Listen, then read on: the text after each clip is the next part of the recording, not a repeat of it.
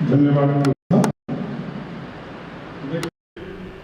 ये सबसे इम्पोर्टेंट सत्र है हमारे लिए, उपदेशकों का और शास्त्रार्थ महारथियों का निर्माण कैसे हो, और इसी पर हमें फोकस करने की आवश्यकता है।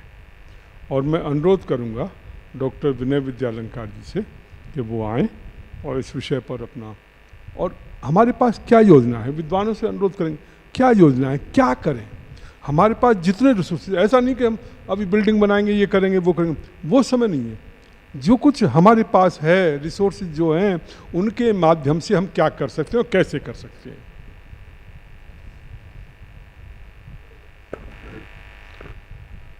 ओम इंद्रम वर्धन्तो अप्तुरः कृण्वन्तो विश्वमार्यम् अपघ्नन्तो अरावणः। ओम शांति शांति शांति। मंच पर विराजमान श्रद्धेय स्वामी प्रणवानंद जी महाराज, स्वामी सच्चिदानंद जी महाराज, आज के इस सत्र के अध्यक्ष आदरणीय डॉक्टर ज्वलंत कुमार शास्त्री जी, इस वेदनिधि ट्रस्ट के मंत्री आदरणीय डॉक्टर आनंद कुमार जी IPS, हमारे डॉक्टर धर्मेंद्र शास्त्री जी, पूज्य आचार्यवर डॉक्टर रघुवीर जी वेदालंकार, डॉक्टर आचार्य वेदपाल जी, आदरणीय श्रीमान दीनदयाल गुप्त जी, सभी विद्वज्जन और ब्रह्मचारियों, ये जो गोष्ठी है, इसमें जो आज का विषय है शास्त्रार्थ महारथियों का और उपदेशों का निर्माण कैसे हो। और क्योंकि हम सब लोग जो ये पीढ़ी बैठी है, इसमें से कुछ एक हमारे वयोवृद्ध आचार्य जन हैं जिन्होंने शास्त्रार्थ श्रवण किए हैं, जिन्होंने शास्त्रार्थ महारथी स्वामी पूज्य स्वामी अमर स्वामी जी महाराज के शास्त्रार्थ सुने हैं, आचार्य ओम प्रकाश जी खतौली के शास्त्रार्थ सुने हैं, आदरणीय पंडित रामचंद्र दहलवी जी के शास्त्रार्थ सुने हैं, और भी और विद्वानों के नाम जिनके मैं अभी स्मरण नहीं कर रहा हूँ, इतने शास्त्रार्थ होते थे। और उसका मूल आधार क्या था? एक बड़ा परिवर्तन आजकल मैं देख रहा हूँ प्रचार कार्य में, हम जहाँ कहीं जाते हैं तो हमारे व्याख्यानों का और प्रवचनों का जो विषय परिवर्तित हुआ है, वो विषय क्या हो गया है कि हम उन्हीं तारतम्य समन्वय समझौता वाली बातों पर बात करते हैं। आप जितने हमारे आचार्यगण बैठे हैं, ब्रह्मचारी तो हमारे केवल गुरुकुल में सुनते हैं विद्वानों को, आचार्यगण स्वयं भी सुनाते हैं और लोगों की भी सुनते हैं। तो ये जो परंपरा आजकल लगभग समाप्ति हुई है, वो है मूल ऋषि दयानंद जी के सिद्धांतों पर चर्चा करना। ऋषि दयानंद जी ने दार्शनिक जगत में क्या दिया? दार्शनिक जगत में जो वैदिक मत के विरुद्ध अद्वैतवाद, द्वैतवाद, विशिष्टाद्वैत, द्वैताद्वैत, ये अनेक जो दार्शनिक मतों का प्रचलन हुआ था, जिनमें अपना अपना पांडित्य दिखाया जा रहा था, और वेदानुमत वेद के अनुसार जो सिद्धांत त्रैतवाद था उस पर चर्चा नहीं थी। तो एक बड़ी बात है, त्रैतवाद पर हमारे यहाँ ग्रंथ लिखे गए। हमारे गुरुकुल के ब्रह्मचारियों से मैं पूछता हूँ, क्या आप लोगों ने त्रय सिद्धांत आदर्श नाम की पुस्तक पढ़ी है, सुनी है? क्योंकि हम स्नातकों से सुबह बात कर रहे थे यज्ञशाला में, स्नातक हो रहा है हमारा विद्यार्थी, शास्त्री हो रहा है, पर उसके मस्तिष्क में त्रय सिद्धांतादर्श पंडित शिवशंकर शर्मा काव्य तीर्थ की पुस्तक गई क्या? जाति निर्णय पुस्तक उन्होंने पढ़ी क्या? आचार्य प्रियव्रत वेदवास्पति जी की वरुण की नौका पढ़ी क्या? आप एक परंपरा देखिए कि ऋषि के ग्रंथों पर, ऋषि के सिद्धांतों पर बड़े बड़े ग्रंथों का प्रणयन हुआ। हमारे योगेंद्र मुनि जी हैं जो आधुनिक विद्वान भी रहे, अभी उनका देहांत हुआ, उन्होंने त्रय सिद्धांत पर PhD किया। तो दार्शनिक जगत में जो बड़ी आवश्यकता है वो ऋषि के त्रैतवाद को स्थापित करने की। पिछले दिनों विश्वविद्यालय अनुदान आयोग ने एक पाठ्यक्रम जो जारी किया भारतीय दार्शनिकों का, उसमें ऋषि दयानंद जी का नाम नहीं था। सो कॉल्ड सनातन धर्मी सरकार, सो कॉल्ड भारत के आदर्शवादी सरकार, उसके द्वारा जो विद्वानों की टीम है, वो टीम में कौन है? उसमें ऋषि दयानंद जी दार्शनिक नहीं है उनके मत में। विश्वविद्यालयों के जो वेद विभाग हैं, वहाँ पर ऋषि दयानंद की ऋग्वेदादि भाष्य भूमिका पाठ्यक्रम में नहीं है।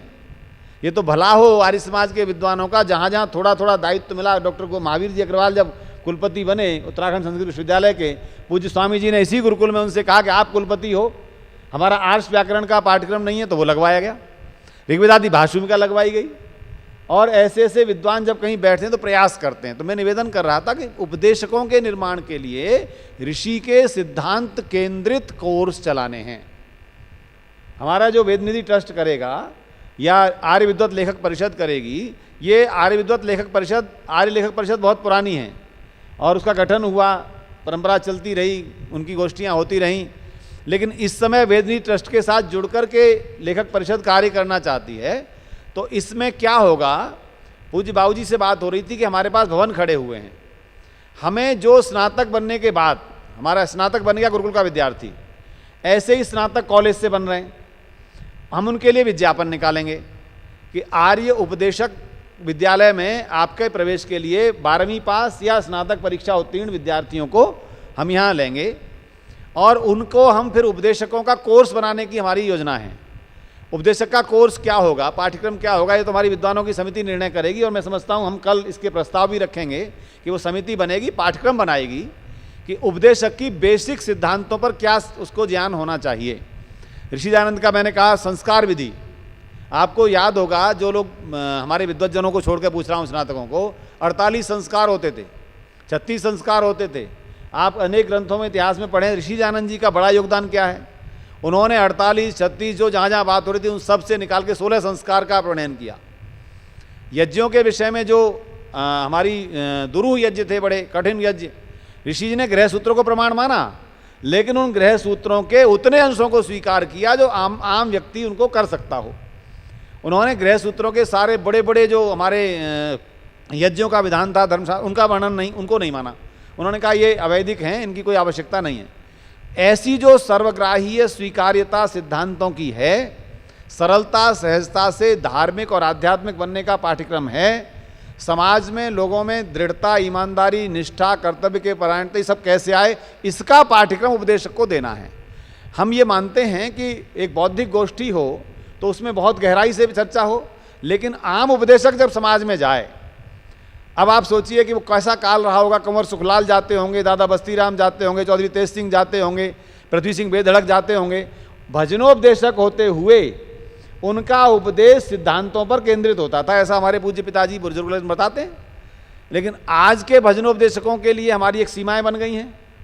वो क्या है जी, केवल भजन गाने हैं, आपको चर्चा नहीं करनी। अच्छा, जो चर्चा करते भी हैं तो बड़ी विडंबना हो रही है बाबूजी, अधिकतर उपदेशकों ने राम कथा अपना कार्यक्रम बना लिया है, राम कथा कार्यक्रम बना लिया है।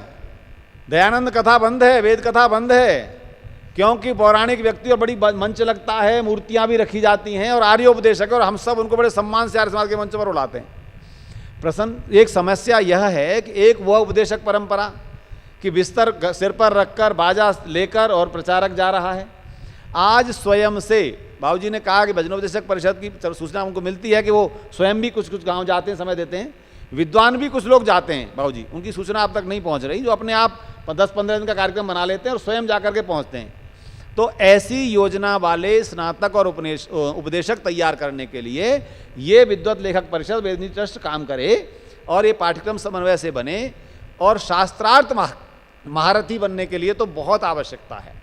अभी जो विषय आ जाते हैं, मेरे साथ 1-2 बार शास्त्रार्थ का हमें अवसर मिल गया, विद्यार्थी काल से हम लगे। एक हम प्रोफेसर है रामपुर का, उसका नाम मैं आजकल भूल जा रहा हूँ, बहुत बड़ा उसने एक आयोजन शास्त्रार्थ करवाया, बुलंदशहर में करवाया। और स्वामी शिवानंद जी हमारे तेजस्वी सन्यासी, आप जानते हैं, क्रांतिकारी सन्यासी, उन्होंने भी आयोजन रख लिया। और वो वेदों पर जो अध्ययन था उस प्रोफेसर का, इकबाल ऐसा कुछ नाम था, मैं इसको भूल जा रहा हूँ, उसका अध्ययन था, एक एक ऋचा पर निशान लगाकर लाया था कि आज आप हमें कहते हो कि इस्लाम हिंसा फैलाता है, आपका तो वेद हिंसा फैलाता है। उसने मंत्र प्रस्तुत किए और शीशे की गोली से मार दो, इसको ये कर दो, और सामने 500-700 लोगों की भीड़, ये 2015-16 की बात है। और आर्य समाज की ओर से मंदिर महेंद्रपाल शास्त्री, मैं, धर्मपाल आर्य जी दिल्ली वाले, हम 4-5 लोग थे। अब होता क्या है कि महेंद्रपाल जी हमारे, ठीक है, वो आयतें बड़ी उस लहजे में बोलते हैं, लेकिन वो उखड़ जाते हैं, और वो उसका काम था उखाड़ना। उसने महेंद्रपाल शास्त्री को उखाड़ दिया और ये अनसंट बोलने लगे आयतों में, और 50-60 मुस्लिम लड़के ऐसे भुजदंड वाले खड़े थे, बोले इस पंडित को रोक लो तो यहीं बिगड़ जाएगा मामला। शास्त्रार्थ की ये बता रहा हूँ हमारी सामने की घटना डॉक्टर साहब।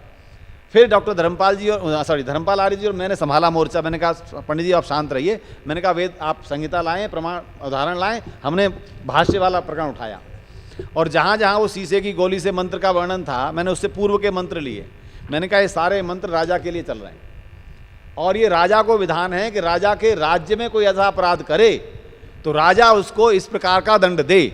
मैंने कहा मान्यवर आप केवल मंत्र प्रस्तुत करके हमें दिग्भ्रमित ना करें, ये आम व्यक्ति के लिए नहीं है और आपके आम व्यक्ति का माइंड वॉश किया जा रहा है कि वो जिहाद करे, मारे, कत्लेआम करे। तब ये उत्तर दिया गया। तो ये समय समय पर कला शास्त्रार्थ की कैसे हमारे विद्वानों ने किए, उनके जीवनी को पढ़ाया जाए, उनके शास्त्रार्थों को पढ़ाया जाए। आप बताएं कि हमारे गुरुकुल में या हमारे उपदेशक हैं ऋषि दयानंद जी के शास्त्रार्थों को नहीं पढ़ते। चांदापुर का शास्त्रार्थ पढ़ा जाए, हैं जी, स्वामी जी का, जहाँ जहाँ के शास्त्रार्थ हैं एक एक शास्त्रार्थ को पढ़ ले। काशी शास्त्रार्थ पर इतनी पुस्तकें हैं पर हम पढ़ते नहीं। स्वामी जी की जो शास्त्र मर्मज्ञता थी वहीं के साथ साथ विनम्रता उच्च कोटि की थी। सामने वाला व्यक्ति, अब कितनी बार हम लोगों ने साथ साथ सुन लिया होगा पंडित हीरा वल्लभ शास्त्री वाला अनूप शहर का है, हीरा वल्लभ शास्त्री ने कह दिया दयानंद मैं मूर्ति पूजा करा के उठूंगा। तो मेरा ऋषि उखड़ा नहीं। और क्या कहा ऋषिवर ने, पंडित जी यदि वेद सम्मत सिद्ध हो जाएगी तो मैं मूर्ति पूजा करके उठूंगा। ये जो शैली थी ऋषि की, ये आज के विद्वानों को आवश्यकता है। और वो हमें पता है 6 दिन शास्त्रार्थ चला और छठे दिन पंडित हीरा वल्लभ शास्त्री ने स्वयं ठाकुर जी की मूर्ति गंगा में प्रवाहित किया और ऋषि के पीछे चल दिए। हम ऐसे ऋषि के अनुयायी हैं, हम ऐसे ऋषि के शिष्य हैं, तो हमें शास्त्रार्थ महारथी की बात दूर के शास्त्रार्थ की परंपरा शुरू करनी है और अपने गुरुकुलों में वर्ष का जो वार्षिकोत्सव होता है अपने ही विद्यार्थियों का शास्त्रार्थ कराना है। उसमें एक ईश्वर के निराकार स्वरूप पर बोले, एक साकार स्वरूप पर बोले। हम आर्य समाजों में कराते हैं ये कार्य, मैं बता रहा हूँ बाबूजी, हम अपने आर्य समाज हल्द्वानी में प्रतिवर्ष वो कराते हैं बच्चों की प्रतियोगिता। स्कूल के बच्चों को विषय देते हैं ईश्वर साकार निराकार। इस बार हमने विषय दिया था मनुष्य का जीवन कर्म पर चलता है या भाग्य पर। तो ऐसे विषयों का फिर हम पुस्तकें स्कूलों में दे के आते हैं। तो आपका हमारा जो विषय है वो विद्यालयों में पहुंचेगा, उन बच्चों को पता। अब जितने बच्चों ने वो विषय पढ़ा, आके बोला, कहीं ना कहीं संस्कार बने, तो आर्य समाज के ये कार्य हैं।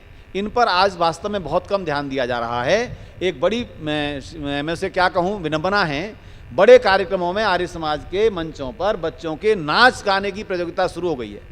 हमें वो काल याद है कि स्वामी उमानंद जी महाराज बैठे हों, आचार्य बलदेव जी विराजमान थे दिल्ली आर्य महासम्मेलन में। जैसे इन्होंने गाना शुरू कराया, आचार्य बलदेव जी उतारो टीम को नीचे। ऐसे डंडे वाले अधिकारी हमारे होते थे। स्वामी उमानंद जी महाराज के सामने मजाल है जो ऐसे कोई नाच गाने आर्य समाज के मंच पर करा दे। लेकिन आज ये इतना बड़ा और अब मतलब मैं कह रहा हूँ बदल गया है, परिवर्तन आ गया है। सब विद्वान बैठे रहते हैं, उपदेशक बैठे रहते हैं, वो नाच गाना चलता रहता है मन से उतार। ये जो स्थितियाँ हैं ये कौन बदलेगा? ये हम और आप जब नियंत्रण करना शुरू करेंगे तो आज हर मंच पर एक शास्त्रार्थ जरूर हो, अपने ही विद्वान भले ही बैठें, जिससे लोगों में प्रश्नोत्तर की शैली आए। सत्यार्थ प्रकाश की आदरणीय डॉक्टर धर्मेंद्र जी चर्चा कर रहे थे, सप्तम समुल्लास, अष्टम समुल्लास। अब कई विषयों पर कभी चर्चा नहीं होती। आम व्यक्ति की धारणा बन गई है ईश्वर ही जब जब जो जहाँ जहाँ होता है वैसा करता है। तो मैं प्रायः अपने जब भी कभी व्याख्यान दे जाता हूँ इस पर चर्चा करता हूँ। ऋषि दयानंद जी सप्तम समुल्लास में लिखा कि ईश्वर मुख्य निमित्त है और जीवात्मा साधारण निमित्त है। अब इन विषयों पर सूक्ष्मता से जब चर्चा करें कि जो कार्य ईश्वर के हैं वो ईश्वर करता है और जो मनुष्य के करनी वो मनुष्य को करने होते हैं, तो एक सिद्धांत स्पष्ट हो जाएगा मनुष्य सुनने वाले में कि भाई सब कुछ ईश्वर नहीं करता, ये जो कुछ हो रहा है ये हमारे कर वजह से भी हो रहा है। तो ये इस समय हमने इतनी गर्मी झेली, आप सोचिए ग्लोबल वार्मिंग का एक स्वरूप हमने इस बार देखा, हीट वेव में हजारों सैकड़ों लोग मर गए। अब इस पर हमें चिंतन करना है कि मनुष्य के करने के कारण कितना बड़ा परिवर्तन आया। तो मेरा निवेदन यह है कि हम शास्त्रार्थ महारथी से पहले उपदेशक बनाने का पाठ्यक्रम बनाएं, उपदेशकों के विषय निर्धारण करें और उपदेशकों को उन विषयों पर केंद्रित होकर बोलने का पाठ्यक्रम जारी किया जाए और जो उपदेशक प्रचार कर रहे हैं उनके ट्रेनिंग कैंप चलाए जाएं। तो हमारा ये केंद्र है, गुरुकुल है, गौतम नगर भी है, यहाँ भी है, बात आई थी दिल्ली के निकट किया जाए, मझावली गुरुकुल है हमारा, वहाँ पर परिवेश है। तो आदरणीय बाबूजी परोपकारिणी सभा क्योंकि एक संस्था के द्वारा बंधित है, शायद वहाँ कार्य हो ना हो, लेकिन मेरे सबसे उत्तम जगह जो मानता हूँ पूज्य स्वामी जी महाराज बैठे मझावली में, यदि कोई ऐसा एक प्रकल्प बन जाए उपदेशक निर्माण का। परोपकारिणी की तरफ मेरा मन तो नहीं कर रहा क्योंकि वहाँ के झगड़े आपस के ही आप तो खुद जानते हैं। हम मझावली को केंद्र बनाएं गौतम नगर को भी ना बनाएं, गुरुकुल पौंधा भी दूर पड़ जाता है, मझावली को केंद्र बनाएं। वर्ष में हम उपदेशकों का पाठ्यक्रम वहाँ जारी करें, 3-3 महीने कम से कम। जो पहले से उपदेशक हैं उनके लिए भी पाठ्यक्रम हो, जो नए उपदेशक बनना चाहते हैं उनके लिए पाठ्यक्रम हो। तो ये हम यहाँ से लेकर के जाएंगे। तो जब उपदेशक अच्छे बनेंगे तो शास्त्रार्थ की परंपरा भी आगे बढ़ेगी। मैं अधिक समय नहीं लूँगा और मूल बिंदुओं पर हम बात करेंगे तो आगे हम बढ़ पाएंगे। बहुत बहुत धन्यवाद।